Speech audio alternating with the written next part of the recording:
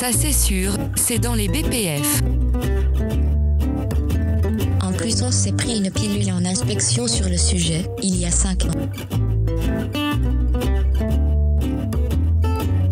Mince, je trouve pas. Mais c'est sûr que ça y est.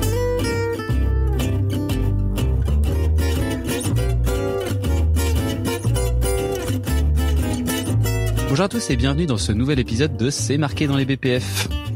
Alors, on vient de terminer la partie. C'est toujours bizarre quand je fais ça.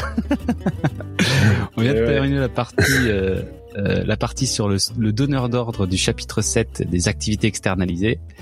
Et maintenant, nous allons attaquer ensemble le sous-traitant. T'es prêt, Arnaud ? Allez, je suis prêt, c'est parti. Allez, c'est parti. 7.9. Le sous-traitant doit être en mesure d'effectuer de manière satisfaisante le travail confié par le donneur d'ordre. Il doit par exemple disposer des locaux, des équipements, des connaissances et de l'expérience appropriée, ainsi qu'un personnel compétent. Bon bah, merci. Ok, jusque-là, il doit avoir un système de gestion de la qualité. Ouais, mais surtout, enfin, je sais pas, ouais, c'est, en fait, faut pas donner tes trucs à n'importe qui, puis, enfin, mais ça me paraît fou parce que c'est quand même une évidence importante, quoi. Enfin, ouais, mais encore, comme dans l'épisode d'avant, tu l'as si bien précisé. Là, on est reparti avec notre biais de sous-traitance de production, mais tu peux sous-traiter tout un tas de choses et tu peux avoir des trucs où tu es moins sûr de ça. En regardant. Ouais. Ouais. Ouais, bon, moi je trouve ça, celui-là il enfonce quand même une belle grosse porte ouverte, mais bon. Ouais. 7.10. Le sous-traitant doit garantir que tous les produits, composants et connaissances qui lui ont été confiés conviennent à leur destination. Quoi ? Destination. Alors destination, on va où alors ? On va au Pérou, on va dans quelle ville ? Oh là là. Bon, putain, ça, j'avoue, je comprends pas très bien cet article. Garantir que tous les produits, ça veut dire que quand t'as un client qui te contacte et qui te dit hey, je voudrais produire ça sur votre site. Ah bah attendez, on regarde. Ouais, c'est bon, on est capable de le faire. Voilà. Ouais, mais enfin ça se trouve t'as pas le droit d'importer le produit ou des trucs comme ça. Ah mais moi je pense qu'il faut comprendre le terme destination dans le sens destination à quoi, où est-ce qu'on va le produire, quoi. Ouais, parce que c'est pareil, il y a connaissance, tu vois, c'est... Là, tu penses que toi, c'est destination par rapport à l'export de produits ? Oh là là, mais alors là, ouais, bon, bah voilà, il faut revoir cet article. Interprétation différente en live. Ouais, je sais pas, ouais, après, bon, je me trompe certainement, parce que connaissance et destination, c'est vrai que sur le principe, voilà, ça va pas ensemble. Mais ouais, enfin là, ouais, celui-là, je comprends pas très bien. Aïe. Et si c'est ce que tu dis, je vois pas ce que ça diffère de l'article de juste au-dessus, quoi.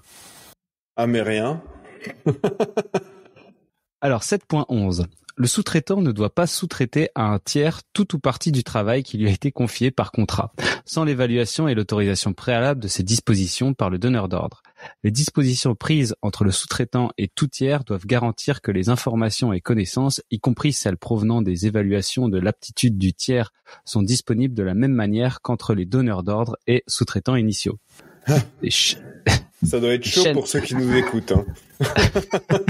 Parce que ces articles, ils sont quand même pas simples à comprendre de prime abord. Mais bon, après, voilà, ça veut dire, moi, je suis sous-traitant, je vais sous-traiter une partie de l'activité. Faut que mon donneur d'ordre, il soit d'accord et qu'il ait validé, quoi. Et que toutes les infos, ouais, voilà, que tu peux faire une chaîne de sous-traitants infini, mais par contre, il faut que toutes les infos soient disponibles à tout le monde, quoi. En gros, ouais, si tu fais une chaîne de sous-traitants infini, dans tous les cas, le donneur d'ordre tout en haut doit être au courant et doit valider et accepter toutes les sous-traitances proposées, quoi.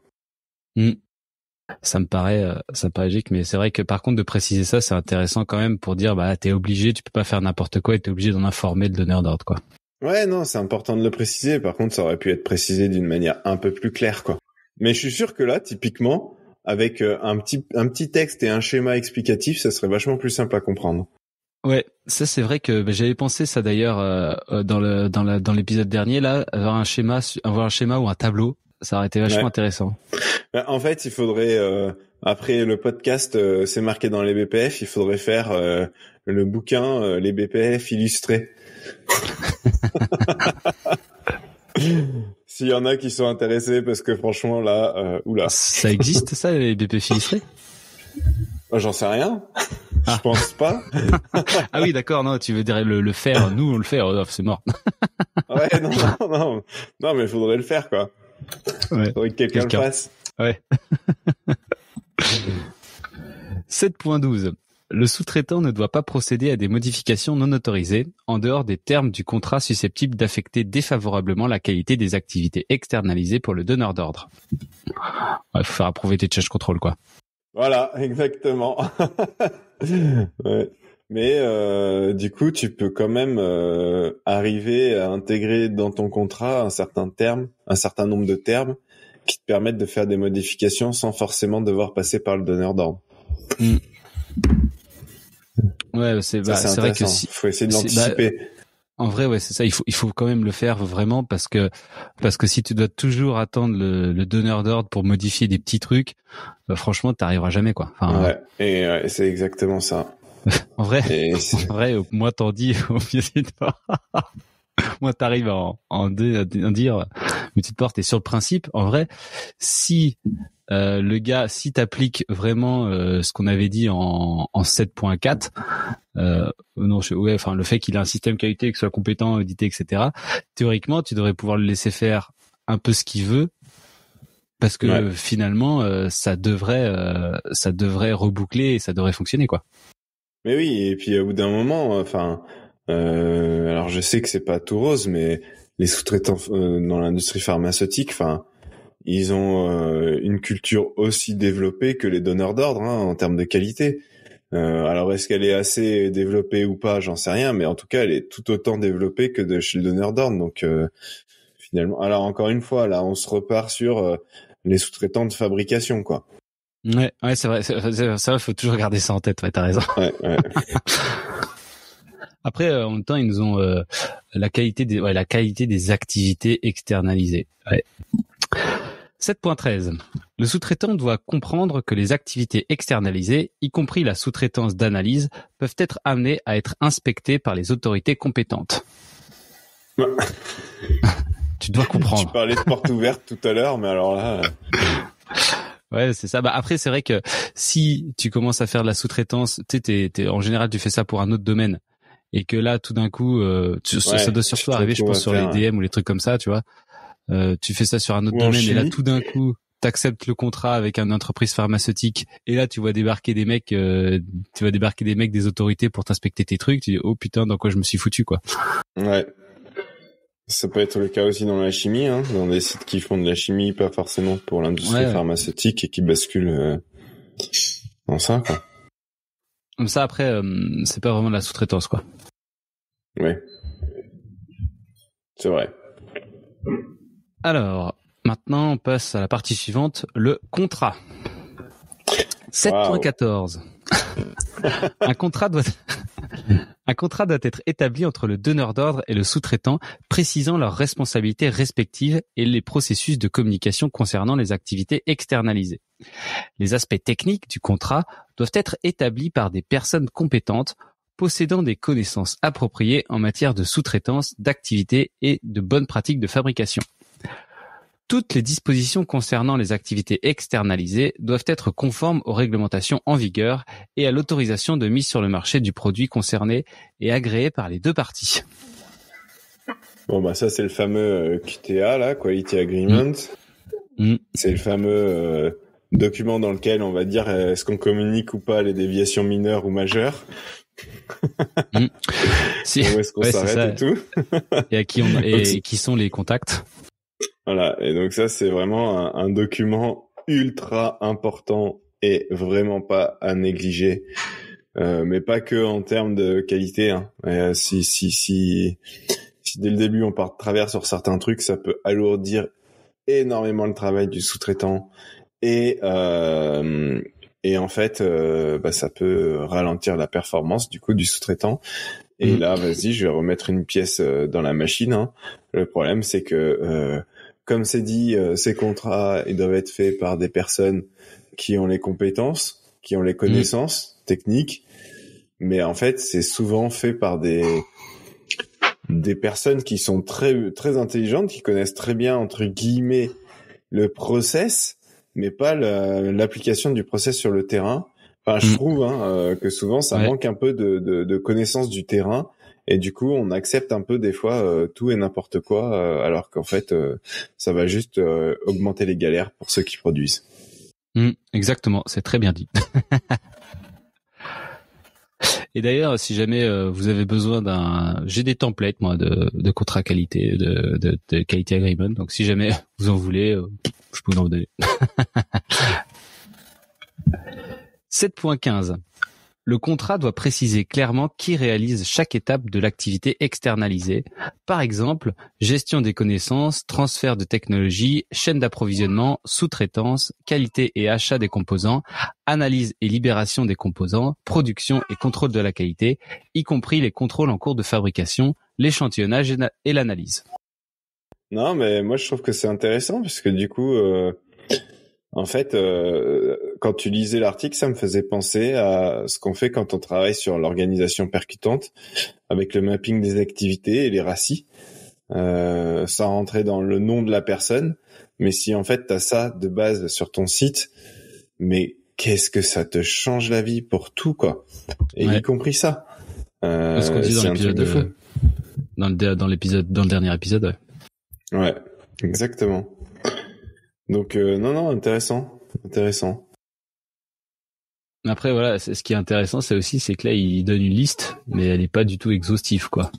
Ah non, ouais. Il y a des trucs, mais à mon avis, il y a plus que ça, quoi. 7.16. Tous les enregistrements liés aux activités externalisées, par exemple ceux relatifs à la fabrication, l'analyse et la distribution, ainsi que les échantillons de référence, doivent être conservés par le donneur d'ordre ou mis à la disposition de ce dernier. Tout enregistrement concernant l'évaluation de la qualité d'un produit en cas de réclamation ou de défaut suspecté, ou dans l'investigation dans le cadre d'une suspicion de produit falsifié, doit être accessible et décrite dans les procédures correspondantes du donneur d'ordre. Ouais. Bon, la première partie, elle est assez simple à comprendre. C'est en gros, et là, je trouve qu'on parle vachement pour le coup de la production et bon, bah, voilà, ton dossier de l'eau, tes prélèvements, t'as tes prélèvements pour le donneur d'ordre. Alors, ils peuvent être soit tu lui envoies, soit ils sont conservés sur ton site. Mais voilà. La deuxième partie, j'ai bien aimé le passage sur la suspicion de produits falsifiés. En fait, je sais pas si c'est moi qui ai un biais de perception, mais parce qu'on intervient principalement sur les sites sous-traitants en France, et que on va pas se mentir, la falsification, on en est quand même loin. Les erreurs qui peuvent y avoir, c'est pas des erreurs parce que volontairement on a voulu se falsifier, en tout cas en France. Après, peut-être qu'avec des sous-traitants à l'étranger, ça peut être le cas. Mais je trouve que c'est marrant qu'ils aient écrit ça noir sur blanc, cette notion de produits falsifiés dans les BP.